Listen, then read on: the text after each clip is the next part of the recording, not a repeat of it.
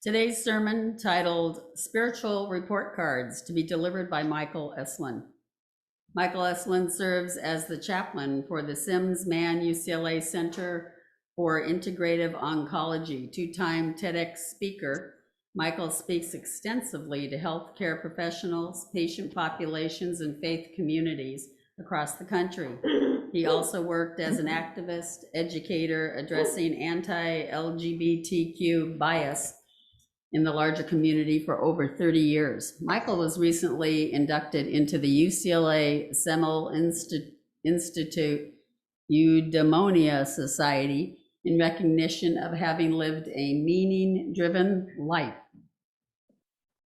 He has 4 volumes of CDs available for purchase. Contact Michael through his website, which is www.michaeleselun.com. Michael. Good morning.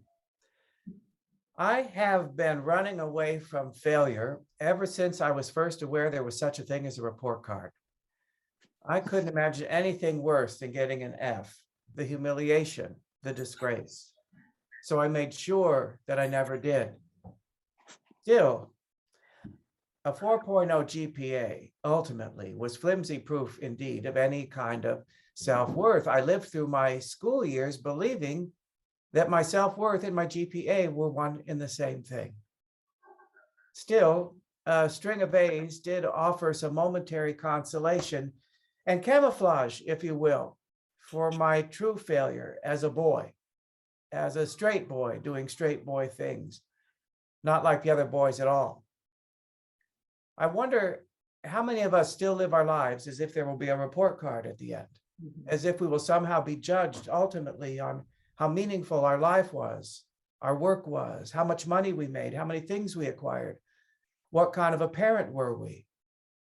Or conversely, living with the bone-chilling fear that I must have been absent that day, unaware that this particular moral challenge would be on the final exam, and I blew it. Sharon is facing the end of her life, ovarian cancer. She wrestles with that very fear. Michael, I think I've lived a decent life and that I've been a good person, but I've made my mistakes. I have regrets, big ones. What if I don't get into heaven? As if she will be judged ultimately on her resume instead of, say, the love that's in her heart, if she's even to be judged at all. My grandmother, Barbara, my dad's mom, was one tough cookie. So tough, in fact, that her standard reply to the greeting, "How are you?" was, "I'm just as mean as usual." I don't believe in failure, she would say. There's no such thing because you can always learn something. It's a pretty common perception, particularly among those given to positive thinking as a way of navigating through life, and certainly within the mythos of American notions of success. But what I found lacking in my grandmother's declaration was compassion.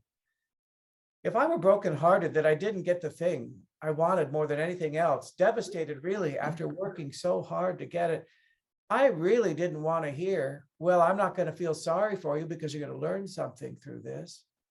That wasn't helpful at all in the moment, even if it proved to be true in time. Compassion, after all, only means to be with suffering, to be with it. Not to fix it, advise it, or correct it. Authentic compassion for ourselves and one another might be the one true great healer. And yet it's not a quality I've ever seen on any report card or any measuring stick for success. At the same time, I do resonate deeply with the writings of Holocaust survivor Viktor Frankl. In the end, everything can be taken from a man, but this one thing, the last of the human freedoms, to choose one's attitude in any given set of circumstances. So maybe it is up to us ultimately to cast the final grade, to call it a success or failure. But I struggle with this all too human urge to cast any verdict at all, to see life and things through this dualistic lens of success and failure, win and lose. What if it's not so simple as that? Not so clear cut as that? In the early 90s, a big economic recession hit Los Angeles. I had a design business at the time, and business fell off to zero. I needed to do something quick. As a stopgap survival strategy, I took the CBEST test, I got an emergency teaching credential, and I was hired to be a substitute school teacher for Inglewood Unified School District. This was a few weeks after the Rodney King uprisings in LA. It seemed like a good idea at the time, but soon enough, I discovered I did not have the constitution to face those schools every day. So on my off days, I volunteered at Project Angel Food, delivering home-cooked meals to homebound people with AIDS. These were the peak years of the AIDS crisis. I also got involved with a fledgling volunteer AIDS hospice group called Project Nightlight. But at the time, I felt like an abject failure, the loser of the world. Nobody could convince me otherwise. I assiduously avoided friends who might call me, dare to ask the unthinkable question, so what are you doing these days? What's more, I felt like a spiritual failure. I was convinced that God had dispensed all the components necessary to live a successful life to everyone else except me, firmly attached to that idea. And yet, when I look back on that point in time now, some 30 years later, I see it as the pivot point that made this part of my life possible. And this career of chaplaincy that I love so much, that gives my life meaning, that holds the door open for it all to make sense. So am I to look back on that point in time now and call it a success, even a blessing? Hurting so badly that I wanted to die? The older I get, I find the less patience I have for that either or, black and white kind of thinking. In the world of cancer, the stakes are much higher when it comes to our conception of success and failure. If this diagnosis means the imminent end of my physical body, does that mean that Western medicine failed, my doctor failed, this drug trial failed, my positive affirmations failed, my vegan diet failed, my acupuncturist failed, my prayers failed, God failed me, I failed God? These profound experiences of failure are not just the province of patients. Over the years of walking beside dozens and dozens of those left behind, the bereaved, they too wrestle almost universally with deep experiences of failure. If I hadn't spent so much time at work, I could have taken better care of her. She may still be here. If it weren't for my own depression and anxiety, I know I caused her so much distress, and that's why the cancer came back. It's my fault. If I had just insisted that we go to the doctor sooner, if I had insisted that we get a second opinion, he may still be here. The thing about needing to cast a verdict one way or the other is that seldom do I see that there is the space and opportunity for the verdict to be not guilty. Deanna is living with an aggressive colon cancer. She's also deeply rooted in this sort of new age philosophy that would say she can create her life exactly as she envisions it through positive affirmation and prayer and faith. And up until now, that system has worked rather well for her. She's found herself a wonderful mate. She continues to enjoy increasing success in her real estate business. She's a planner and a goal setter. She likes to set goals with nice measurable outcomes. So each win only deepens and solidifies her faith that much more. How could it be otherwise? But now the tables have turned. Her cancer has progressed and her prognosis is not so good. That whole paradigm of setting goals becomes far more complicated, even murky. When cure is medically off the table, what goal can she set? Just more time, living with chronic illness, with chronic cancer. What's more, she feels like a spiritual failure. Michael, I guess my faith just wasn't strong enough. My affirmations weren't powerful enough. It's my fault. Over 20 years ago, I was covering an overnight on-call shift at the hospital, and late one Sunday night, I was paged to come up to the ICU because an elderly woman, the matriarch of a large African-American family, was very near death. And the family wanted some support and a prayer. I offered them that and I left. A couple hours later, I was paged to return up to the unit because a woman had passed. And the family now wanted company while they waited for their pastor to arrive. Once he arrived, he took one look at the scene and he said, "It looks like you all didn't pray hard enough." As if this loving family had failed their mother, as if death itself were a failure. And if that's true, all of us are guaranteed an F on our final report card. Spiritual success, spiritual failure, these are tricky concepts, again, with this either or kind of thinking. Over the years, I've walked beside countless folks, many religious, many not at all, but they struggle with the same yearning, the same longing. I wish I had stronger faith. I wish I believed more. I wish I knew.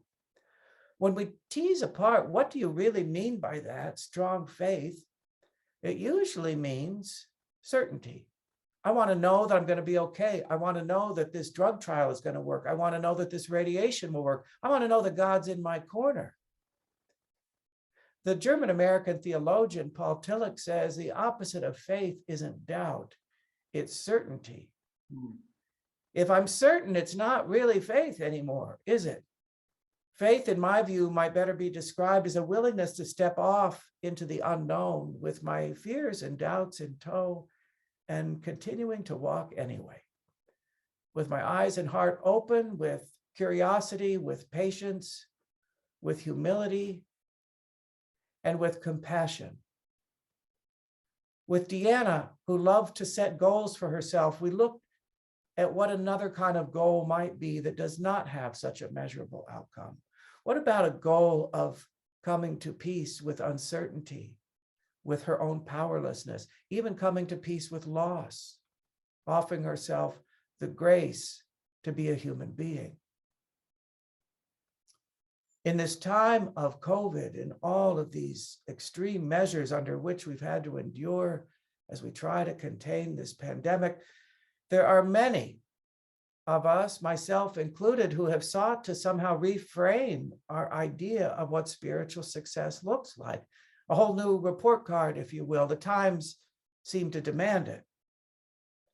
And there are those eternally optimistic, faithful folks who have likened this to a golden opportunity, a chance to hit the reset button for life on planet Earth, to refine and distill all of the extraneous down to what's absolutely essential. And they embrace this. Not me. I grieve. I never realized just how much of an extrovert I am, that for me, real human contact in time and space, there's life force in that. There's oxygen in that for me. That kind of connection and connectedness comes very close to the meaning of life itself for me. And so it is that for me, sitting in a darkened, sold-out theater, knee to knee with strangers, being moved to laughter or tears by the same humanity that's on the stage, becomes a religious rite. It's a ritual, just as it is for me to sweat with my chums on Saturday afternoon, dancing in the same dance class, in the same studio, in front of the same mirror, dancing to the same music. And afterward, getting to partake in Holy Communion, complaining about everything that hurts. Just as it is to travel to some faraway land and get lost in some alleyway among locals, many of whom may never have even heard of Los Angeles. Just as it is to hug someone in trouble, a patient, a friend, a loved one, a stranger. So much so that when it has seemed that these experiences are off the table for the foreseeable future, maybe even for the rest of my life, I'm embarrassed to say that a part of me wondered whether life was even worth it or not. Coming face to face with the limitations on my resilience, on my adaptability, not like those spiritually optimistic folks at all who embrace this. And so in those times, I feel like a spiritual failure, a spiritual weakling, and I give myself an F. By contrast, Bernadette, 31 years old, seems to live life with this unbelievable capacity for curiosity and acceptance.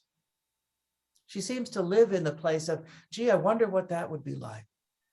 So much so that when she began her chemotherapy and her beautiful head of red hair began to fall out, we had that conversation I have with so many who meet this crucible. How will they do it? Some will preemptively shave their heads as a self-empowering gesture. Some might make a lighthearted ritual out of it, dye their hair green and invite friends over to help them shave their heads. No, she said, I think it'd be really interesting just to see what it's like to have your hair fall out. When she completed her treatment and that year had come to a close, we were looking back on the year and she said, Michael, I guess I'd have to say, all in all, it was a pretty good year after all. Bernadette, in a year that included a cancer diagnosis, chemotherapy, a radical double mastectomy, radiation, if that doesn't make for a bad year, what on earth would? Oh, I don't know, she said, losing my sense of humor, I guess. A spirit like that cannot be broken. I walked beside Grace over the last 6 years of her life, living with metastatic breast cancer. Grace had lived a life of dizzying twists and turns, both personally and professionally, zigzagging her way across the country. I asked her once, if you were to have a grandchild or a small child came to you and said, Grace, what piece of wisdom do you have for me after having lived such an interesting life? She didn't take much time at all to answer. When the time comes, be ready to go, she said. She actually echoes Joseph Campbell as he describes the hero's journey. In order to be a hero, one must be prepared for when the time comes. That may be the point of all spirituality. Donna and Lois have shared the last 40 plus years of their lives together. They are so at ease with one another, so devoted to one another. They've kept together a sense of family in a culture that is utterly hostile to two women calling themselves a family. Lois has been living with ovarian cancer for the last 7 years.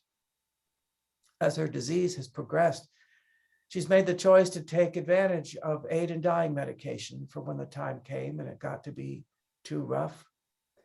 She's a vibrant, vivacious, no-nonsense gal who would much rather hear what you've got to say than tell her story one more time. Sometimes it was hard to know just how much she was suffering because she carried her pain with such grace. While in her late 70s and thoroughly contemporary, she knows her way around a computer, she was also deeply rooted in old school values like letter writing and sending thank you notes. One Saturday night, she leaned over and told Donna, honey, I think the time has come and I'm going to take the medication tomorrow morning. Donna said, well, honey, if it hurts that bad, why don't we do it tonight? I can't. I got too many things to do. What do you have to do? She said. I've got some bills to pay and some birthday cards to send and some thank you notes to write. Well, I'll help you do that, Donna said. So on the last night of her life, after nearly 80 years of being on planet Earth, they sat around the dining table, engaged in the most mundane activities imaginable, but activities that are nevertheless rooted in connectedness, connection, and kindness. That is an image of spiritual success to me. This moment is enough. This activity is enough. This time is enough. The next morning, she got up and put on her best red silk pajamas and said, I guess I might as well go out in style. If there were such a thing as spiritual report cards, I'd give them both an A+. As I would to Bernadette for her unbelievable capacity for curiosity and acceptance and humor, as I would to Grace for her phenomenal ability to ride the wave of life. If there is such a thing as spiritual report cards, as spiritual success, I imagine it's rooted in our capacity for compassion, for ourselves, for one another, for our lives as they are and as they are not, offering ourselves grace to be a human being with loss, with fear, with all of it. And paradoxically, there might even be a new kind of power in that, an even deeper kind of power. This strong faith without a shred of certainty inside. I'm a big documentary film fan. I remember in 1995, a wonderful Oscar-nominated documentary called Troublesome Creek. It's the story of a family farm in Iowa that had been in the family for generations, over 125 years. Russell and Mary continue to work the farm, though they're much older now, having raised their kids who have all grown up and moved on. But they're facing foreclosure now because of a farming crisis. So it's all hands on deck. All the kids come back to Iowa doing what they can to help save the family farm. We're given to believe it will kill their mom and dad if they lose the farm and have to move into town. So you're kind of dying a little bit as you're watching them auction off the farm equipment and the livestock and the furniture. You see Mary caressing her Ethan Allen dining table, sighing, oh, the Thanksgiving dinners I've served at this table. Sold. They can't lose the farm, but they do lose the farm and they have to move to town. And to everyone's shock and amazement, Russell and Mary thrive. Russell's a new man, unencumbered by this backbreaking labor and nonstop worries. One of those guys that had these wild, bushy, untamed eyebrows. You wonder, what's up with that, Russell? And there he is in the barber chair, getting them all trimmed up, looking his best. I'll never forget the last line of the film. Your daughter Jean is narrating. Success and failure. Sometimes it's hard to tell which is which. Yes, it is.